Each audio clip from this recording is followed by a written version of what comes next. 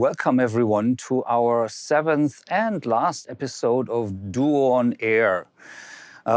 Yes, as I said, 7th and last of this season. So it's been a long time, 7 weeks in a row that we are doing this format, and I hope you enjoyed it so far. In the past few weeks, we heard a lot of discussions and presentations about printing, about sustainability. Last time, we even talked about race cars, which was pretty awesome, I think. So today, of course, for the last session, we have to have something special again. So let's have a little look at the agenda. And today's Facts and Trends from Carol, our CEO, is not going to be about sustainability and what we've done in the past. Actually, he's going to look a little bit into the future. So things, events that you're going to see, where you're going to see us in the course of the year. After a little break, after that presentation, we're very proud to have an all-female panel talking about brands and their assets. So this panel will be moderated by my colleague Isabel, and one of her guests, Karen from Boden in the UK. She's already been with us at the DUO in Lisbon, our last physical event, really, that we hosted ourselves. So great to see you again, Karen. Thanks for joining us. Yes, you've also been with us in New York, as far as I remember. Yes, and joining Karen and Isabel on that panel is Pat McGrew. She is an industry expert, and she's helping people, to grow their business with their assets and so on. So it will be a very interesting discussion. And of course, since we wanted to end our last episode of DUO on Air with a big bang, we actually hosting a little private online concert here in this very room. So I hope there will be some audience later on as well, but I know there's going to be a small band on stage. So we're going to hear some acoustic rock. That's why I also didn't tuck in my shirt, so to look a little bit wild today. So I'm really looking forward to that. So after 4:45, please stay online and listen to some music and party with us. But before we go into that, of course, it's my duty to remind you that we're still looking for the hosting city of our very first DALIM software, DUO, the first DUO meeting that we had. We've been to so many places in the last, let's say, 21 years. And we're asking, where has the first one been? We ask you to send us emails to hello@dalim.com, but so far, nobody had the right answer. We gave you clues over the past 7 episodes, and there will be some more, I think, today. But so far, like I said, nobody was able to guess the first city. So we still have the chance to give away that iPhone to one of you. And that's why I'm listing all the clues that we had prepared so far. And to make it even better, actually, I'm going to start a countdown now, or in a few seconds. So that will give you 1 minute to, first of all, read all those clues, Google them if you must, and put them into the chat. And the first one who's going to get the city name right, of course, is going to win that iPhone. So I'm starting the countdown now. We have 1 minute. I'll give you some personal clues. Not sure that will help you. I know for a fact that people in the audience that we have today have been there. So yes, it was not a private meeting. So Charles Blanchard, for example, Fred Padilla has been there. I also know that a few months after this event, I moved into a city about 500 miles away from there. Also, I learned in that city that Jägermeister is not for me. And another thing, we went to our Donnelly printing plant while we were in that city. So I think this is enough of the clues that I can give you. So a countdown is still on, 5 seconds to go, which means that's it. Nobody had the answer. Aristide is shaking his head in the background, so no problem. Yes, we're gonna not start the countdown again. Sorry, that was my mistake. We already had some answers, not the right ones so far, to hello@dalim.com. So what we're gonna do is we're just gonna do a little raffle of all the answers that we received so far and announce the winner in a newsletter next week. So good luck to all the participants, and if not, well, if nobody wants to win, I take the iPhone. Anyway, so talking about quiz, of course, in that little break before the concert, we have another quiz, and that was inspired by our very own Jean-Mario, who likes to cook and likes to eat. So there's the challenge. You have to win against him. So good luck with this one as well. And of course, last week we had a quiz as well. So we gave away a Nintendo Switch, and the winner is Anthony Kotinovis. So I know, Anthony, you're from Strasbourg. So if you want to pick up your prize yourself, just come on over the border. We're here waiting for you. And now let's continue with our presentation. So I hand over the little gizmo again to Carol for the last time. Thank you very much, Bertin. Very happy actually to be here on stage for, well, actually the last run of our 7-episode season. Thanks for joining us from everywhere. I mean, we're very happy to gather everyone on around this digital table. And the good news is, we're going to gather more people, and it will be in person very soon. And let me get you there first. September 16, here actually in our offices, and also a little later on on the other side of the border, we will welcome Galilée, our distributor from France, with a few other friends from Germany and also from Strasbourg. As you can see that we already have the Council of Europe that signed up for an agenda on the 16th. We have a few other people in the packaging business, international companies that will join the fray. This will be our first in-person event on the September 16th. So if you can join us, please let us know. And the good thing is that it will be concluded the next day by a golfing session, which will take place in one of the nicest golf places in Europe. It's called the Kempferhof. It's south of Strasbourg. We've been invited by the Chamber of Commerce of Strasbourg and also in partnership with KPMG to actually organize that golf outing. So we have an agenda, as you could see, on the 16th, and we have a sport session on the morning of the 17th, which will actually gather, friends and customers from around, and we are counting on you to join us on that very first opportunity to get together. Then we're going to, of course, publish a magazine. Magazine should be available actually in the middle of September as well. These are the companies that will be featured in the company and in the magazine so far. There will be more coming, and if you think you have a scoop you would like to talk about, just let us know. It will be a pleasure for us to make some space and maybe even go through a little increase in number of pages, although our magazine is probably already close to 110 pages, which is not neglectable, and it might actually be even more very soon. Then we are going to Monaco. Watch this video for a second.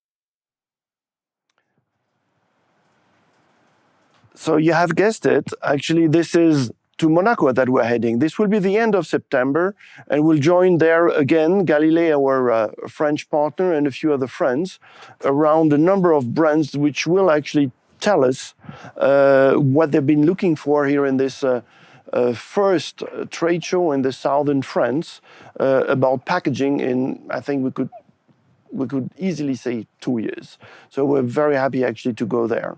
That is not all. I mean, after that, we will head to Orlando, to Florida, to Printing United. Quite exciting also to be back in the United States for in-life trade show, which we are looking forward to participate into, and also welcome a number of our clients and friends from the United States. Last but not least, Print and Digital Convention. It's going to be in Düsseldorf, you know, the city of Drupa, where we nearly actually went last year in 2020 before it was cancelled and postponed to a much later date in the future.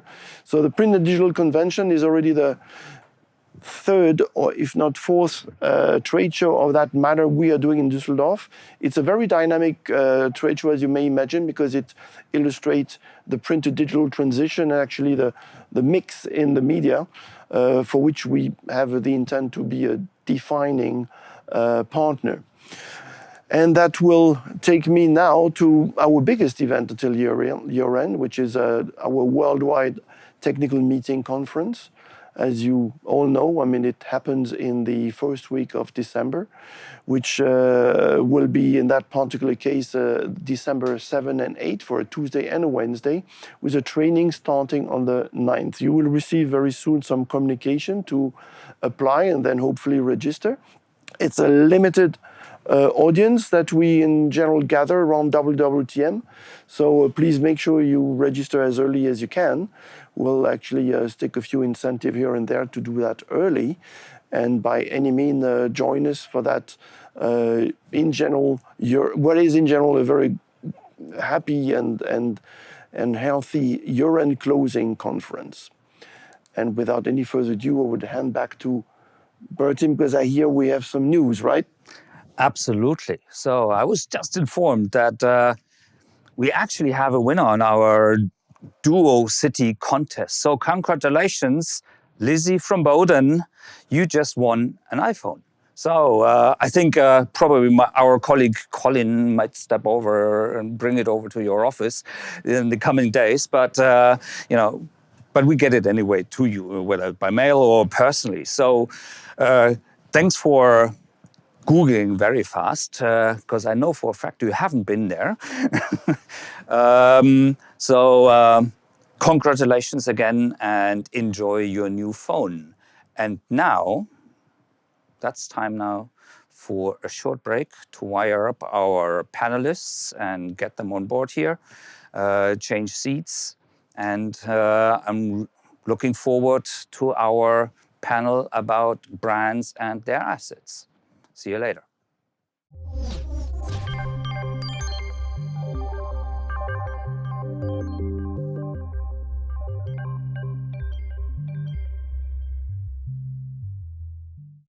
Hello, Pat. Hello, Karen. Are you there? Can you hear me?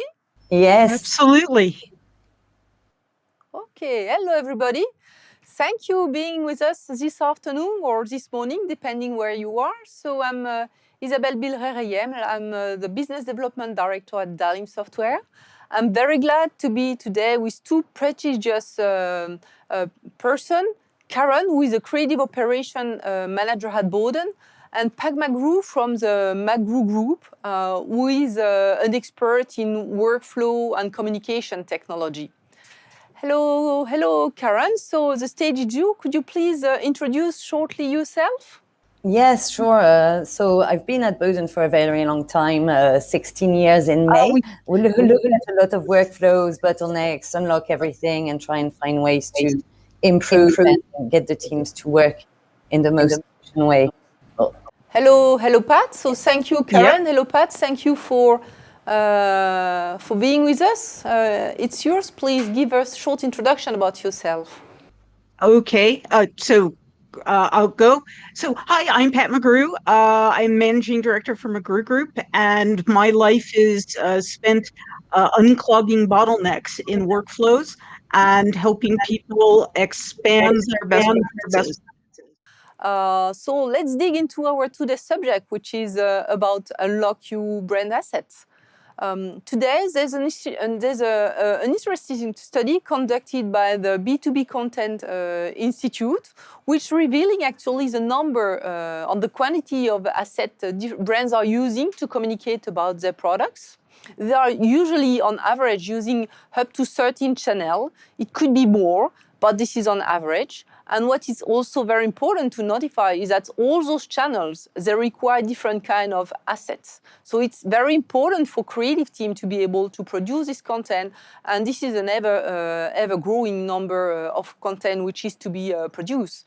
Another interesting study is coming from e-shoppers, and e-shoppers are expecting when buying a product to get between 4 to 8 different pictures about the different products. So what is interesting is that young generation and the oldest generation, they expect to get 8 different kind of assets. On average, we have something like the bare minimum is 3 assets. On average, we have up to 5 to 8 different assets to communicate on e-commerce sites. We have brands which are having some very extensive communication. People like Adidas, for example, for a product, they have up to 28 different photos for the product, whereas a company like H&M, they have 13 different photos for the different products. So, Pat, first question for you. What do you observe at your side regarding brands and content production strategy? Can you give us an overview? Sure. So, Isabel, one thing I would say is that when you look at this data that we are looking at now and the previous chart, one of the things that you notice is that these are studies that were conducted and finalized during the middle of last year. So what we know is that even since the middle of last year, this move to creating multiple assets per channel has even grown. Because as more people were logged in, they were being communicated with via more channels, not only blog posts and emails, but instant messages to their phones via WhatsApp, through app-based marketing channels associated directly with the brand. So it has simply exploded. So one of the things we know is that as companies had to increase their number of assets that they were using, they needed to find new ways to get control of what they had. And we found that not all marketers actually had a content marketing strategy that included automation of management of those assets. And while you see that big 36% over there saying, yes, we have one, but it's not documented, that is a little bit scary. 43% said yes, they had it and it was documented, but then also look at those with no plans and no, but they plan to within 12 months. Fundamentally, everyone who is sitting in the orange, the gray, and the green have some work to do, because if as the asset numbers explode, trying to get control of them gets harder and harder. So what we want is to advise everyone to look at these content management systems with respect to how they can get control. Right. So one of the things we noted from some work that we were doing is that, look, brands have more and more assets.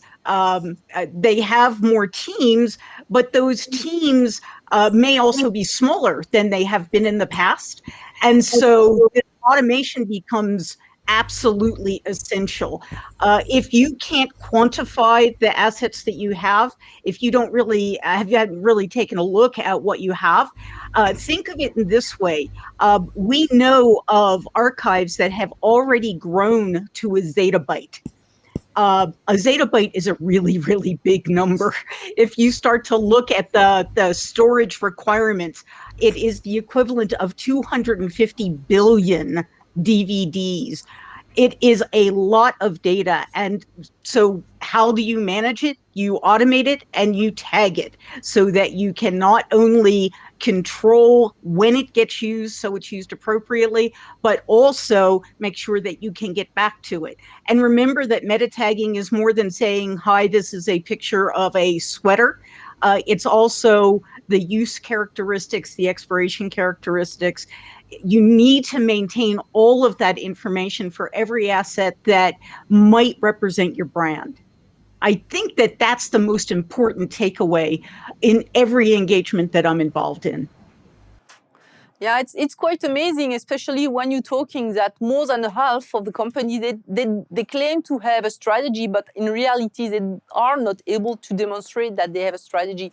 Karen, regarding Boden, how does it translate at your place? Because I know that you've been quite active on that. So could you help us to get a better understanding of what was the journey on your side? Yes, absolutely. So just to give a little background for those who don't know the brand, so we are online retailer and started pretty much exactly 30 years ago. We celebrated our 30th anniversary and started really small in 1991. And as the company has grown, and I've kind of grown with it as well, because obviously going into different markets, being mail order first, but then having to move obviously with the digital transformation online, number of images being captured and going into different places, print versus online, we don't have the same workflow. So we really had to consider, consolidate, map out, look at the bottlenecks and have a very clear vision. To give you an idea, like we have, a shop, a lot of partnerships with John Lewis, Zalando, Nordstrom, Tmall, Secret Sale, Zulily, Brand Alley, and all these places, they might have their own requirements for images. So we shoot for our website, but they might require something that is cut out, that is shot on a mannequin, or the edits that we use for our catalog will not be suitable for their website. So we need to consider all of this, which means that we've had to shoot and repro a lot more assets. So obviously you can't do that if you don't have workflows being able to tell which images are going to go into which channel and also across the various markets. The first market that we opened to was the US, which is a huge market, obviously.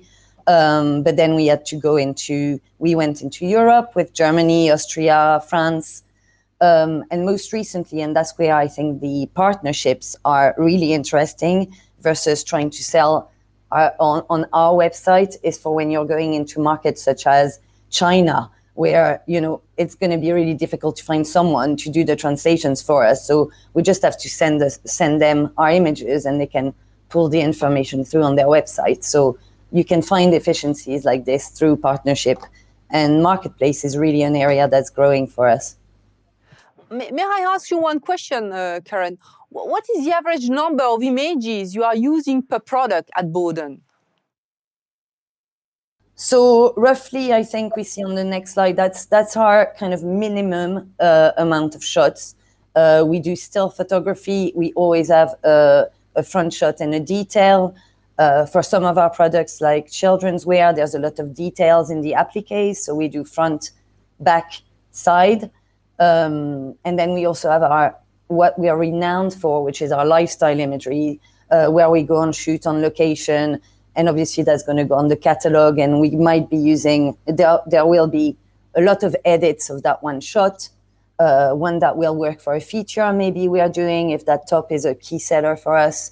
So that's really the minimum amount of images. I just had a look before this conference to just check on them using the metadata that I've got on the images. And just for, if I look at our summer for 2021, which means it's 2 months, March and April. We have 5,000 of images just for women's wear. So you are, and that's just for 2 months. Yes. Yeah, worth of. So you are exactly on this trend of with a ever-growing number of asset photos, I suppose also video, and you need to get more content, and of course you need to get speed and agility.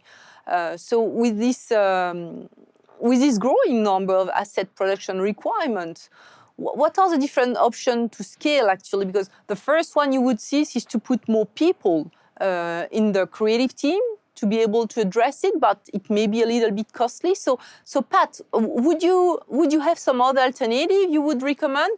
What would you do first when you go on and visit the brand for the first time? What would be your first advice to them? So the very first thing we do is we look across what they're doing and we try to assess how they're managing their assets today.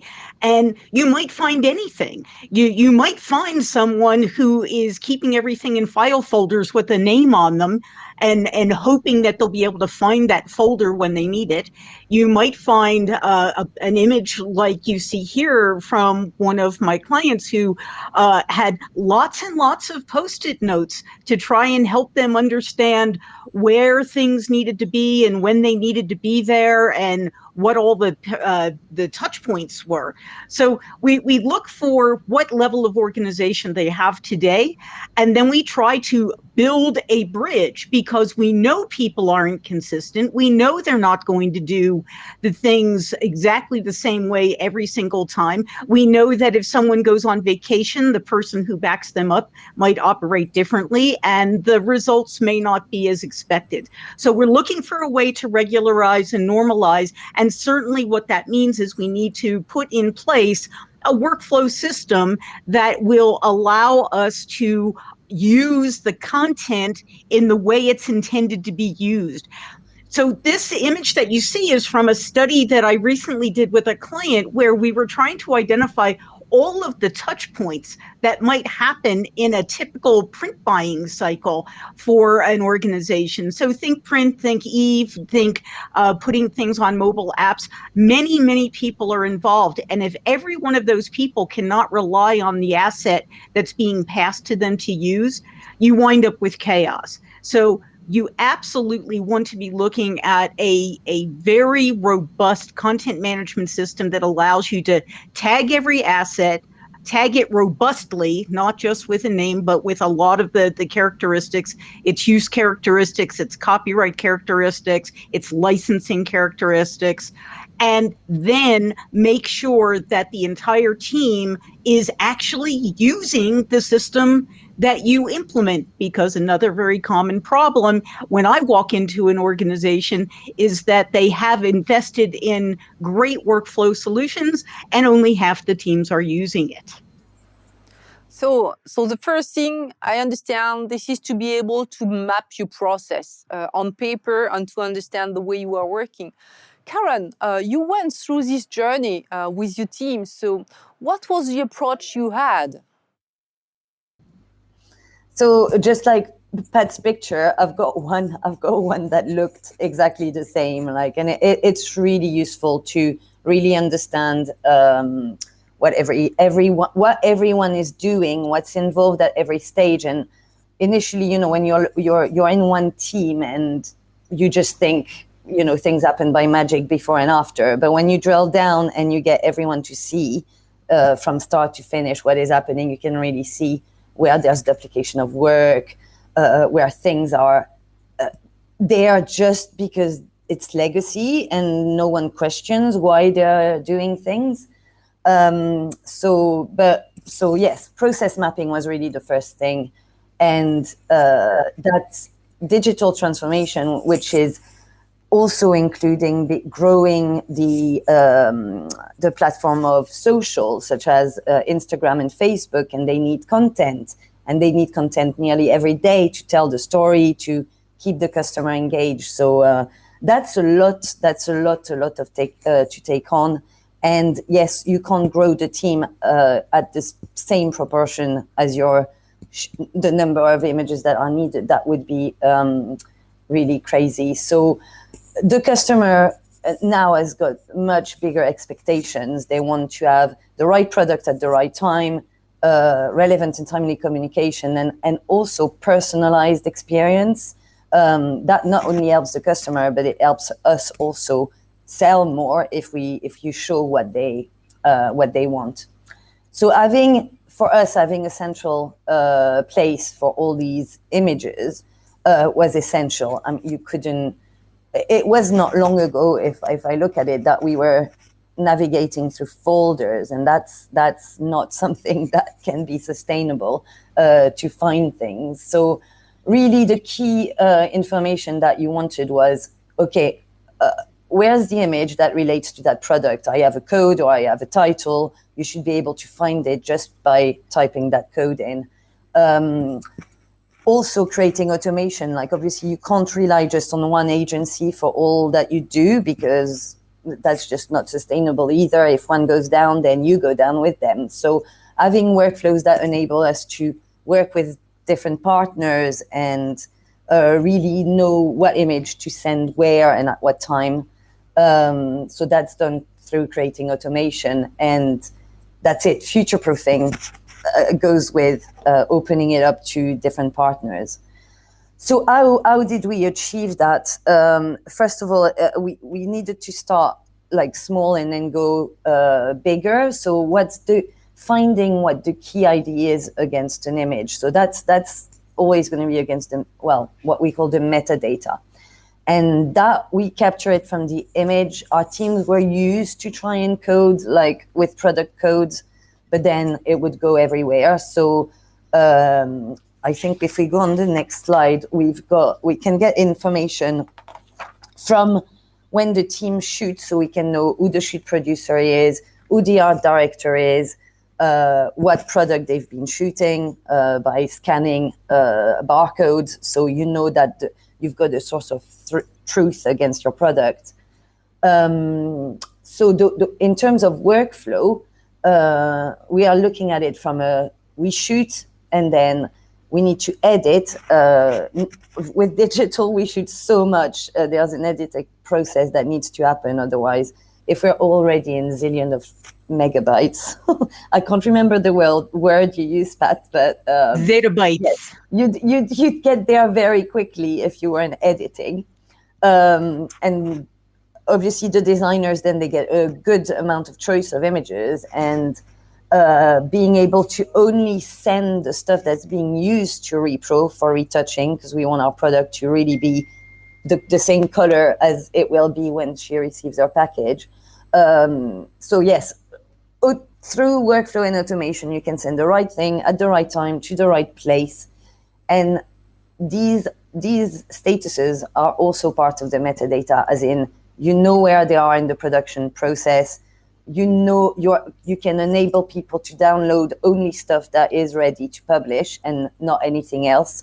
Whereas before it would be just emails. Can I use this? And then the production team would pull their hair out, really. So yeah, that's been the key thing for us, workflow and metadata. And when you're talking, Karen, about workflow, so you mean internal workflow with a different department inside Boden, but I see you're also including some provider, repo houses, and that's correct?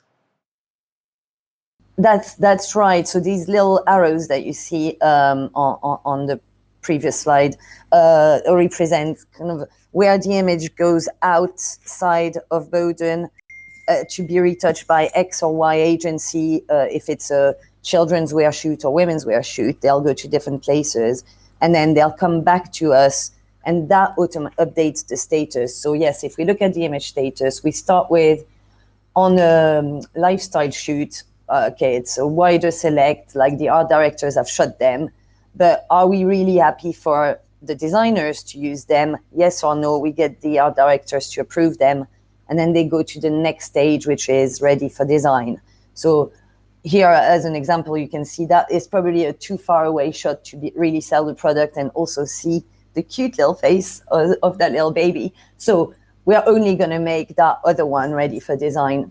Now, once the designers have access to that imagery, if we go on the next slide, they will, and that's the great thing, there are some applications within design where you can automate and send to repro from an InDesign file. It will send the image to the right place. So that we know, okay, this image, I can use it, it's going to come back. I know it's being retouched. So people, if they want to start downloading things, they can start building a private collection with these. And then once the retouching is done, the image comes back, it updates the status, and it's ready to publish. That is also a way to avoid duplicating images, having the same image with the same file name in different places, and then you don't know why it's there 2, 3, 4 times. You just have one source of truth, which is the image, and it just moves along its statuses. Okay. So thank you. This is really clear the way that you are proceeding and the workflow you put in place to make it happening. So let's now imagine I've been promoted creative operation manager at DALIM Brands, and we are reselling some consumer goods, and we do have different kind of product. And of course, we want to go to e-commerce. We have all kind of communication channels and promoting our product, different platform, different way. And of course, I need to scale the production that you are currently doing of assets while controlling my cost. So the good point is that now I have your recipe, I have your example, Karen, I have Pat recipe, but what else would you recommend me to do, Pat, to be successful? So the first thing is to not panic. One thing that people hear when they hear workflow automation and they hear meta tagging is they worry that they're going to lose creative control over their assets and how they're used. I've heard this from so many roundtables. And so first of all, know that you will continue to be the creative person, right? You will be able to continue to make decisions about your distinctive brand needs. But you must bring yourself to understand that codifying and streamlining your business processes is the only way to survive the explosion of the assets.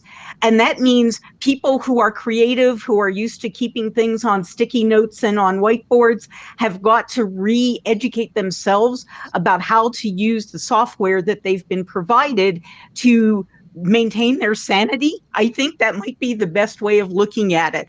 It's going to create all this reliability. It's going to improve communication. And if you do these things, you will have access to the data that will prove to you that you are being as efficient as possible while being as creative as possible, right? Because we don't want to lose the creativity. We just want to maintain our assets in a way that we know are reliable, that we're using them legally, that we're using them to license, and that we're putting the right assets into the right channels. So follow your data, follow your people, making sure your people are using the solution that has been provided to them, and then make sure that you keep going back and revisiting your processes to make sure you're continuing to be efficient. Because Karen mentioned, the addition of Instagram, there's Facebook, but when you add TikTok into the mix, now all of a sudden you're also managing video.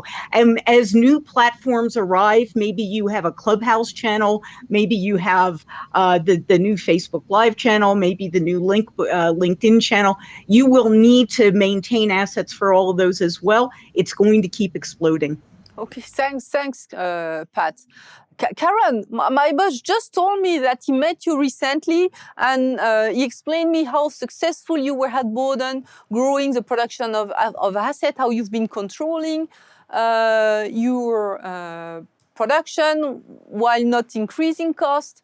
So what would be your best advice? So I want to meet with you, and we meet at a bar yesterday night, and what would be your advice? So the preparation, if you think about anything, if you're going to make a change, you need to prep for it. Like, don't just, it's good to hear people telling you, oh, you should, we are using this system and you should use it. It's really find out what you need.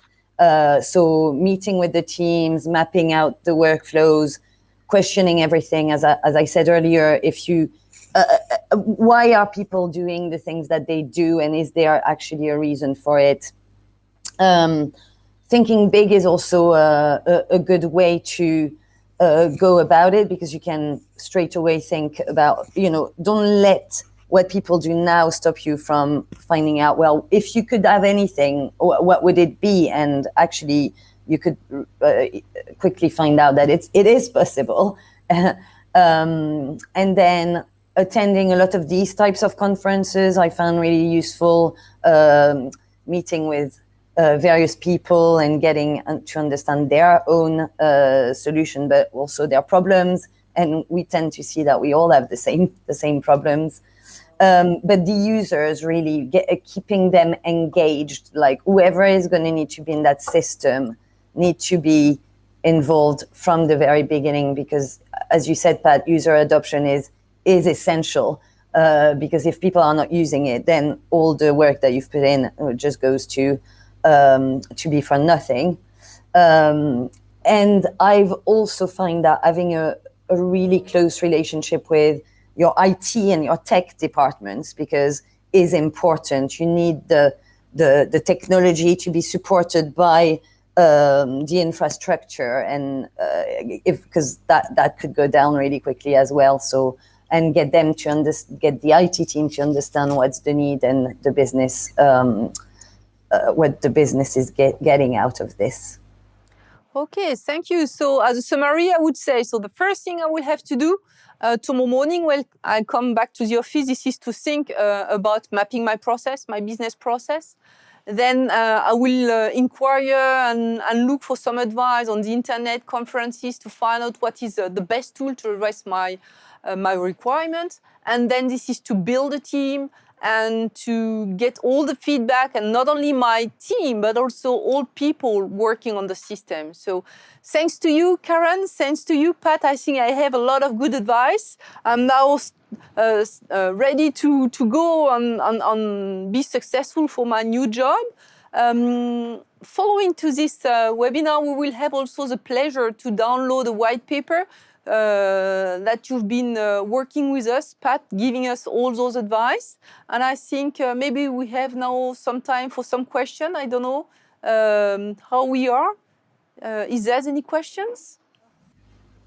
For which channel do you produce the most assets? Your website, your social media, or very good question. It is still our website. Our website is really the biggest kind of provider, but social actually is able to use. We now we don't shoot for our catalog or for our website. We just shoot for everything now. So the teams know that they need to shoot always a landscape, a close-up, like regardless if it's going to go on the website or not, so that the social team can pull out some of the images that have been captured at this point. Okay, so there's another one popping up to, some more are coming. So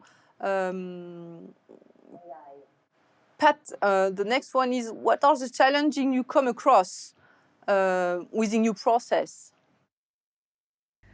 So one of the questions that always comes up is, I always begin with, how many assets do you think you have? And the interesting thing is no one ever gets that right, because normally the idea of what an asset is may be confined to a single instance of a broader set. Karen, you mentioned your teams are taking long shots, close-ups, horizontal, vertical, overhead, maybe some drone shots, right? There's all sorts of different things you might have. And so the first sort of baseline we have to set is what all the elements are that are actually should be considered assets, and then look at what processes are used to manage them. And typically, it's not uncommon to find that each asset is being managed by a different team, each type of asset. So the video assets are managed over here, and the audio assets are over here, and the catalog assets are over here, and the website assets are over here, and the teams are not communicating, and they may have developed habits that cause them to use different tools. So the first thing we want to do is get our arms around what are all the assets and how do we bring them under one heading. Okay, we still have time for a last question. I think this one is, or probably for both of you, are you beginning to implement AI for pattern recognition, such as Apple Photos? If you search for onions, it's automatically look for onions patterns. So, Karen, have you already experimented it? We have not used it. We know it's a capability that is it's not round the corner. It is available. I would say that the artificial intelligence, you need to feed it with information first before it can recognize anything. So it sounds amazing, but I feel like for colors, let's say, I would say for us, we might be, if you wanted to recognize just all the red collection, let's say you want to do a Valentine's thing, that would be super useful. And that doesn't need to feed in most information. It's around the corner where we're not using it, but we know it's there and looking forward to it being used for us, yeah. And Isabel, if I can add, please? So think about organizations where they have not yet put in their meta tagging and their content management. And they have avoided it because they don't know how they're going to handle their legacy collections. Working with a quality AI provider who understands image recognition and pattern recognition could be a fast path to getting from a legacy collection to a fully meta-tagged collection. So I would say that especially if you've been waiting, this would be a great time to be investigating AI providers to get you there. Oh, yeah. Okay, so thank you. I think we're reaching the end of this session. So I was very happy, and thanks again being with us, Karen, Pat, today. You really share with us very valuable information and knowledge. We're just now ready to meet afterwards for our concert. So I hope we will see all of you into the concert lobby. And I thank you again for this last episode of our Duo on Air Season 3. Bye-bye. Thank you. Bye, everyone. Thank you.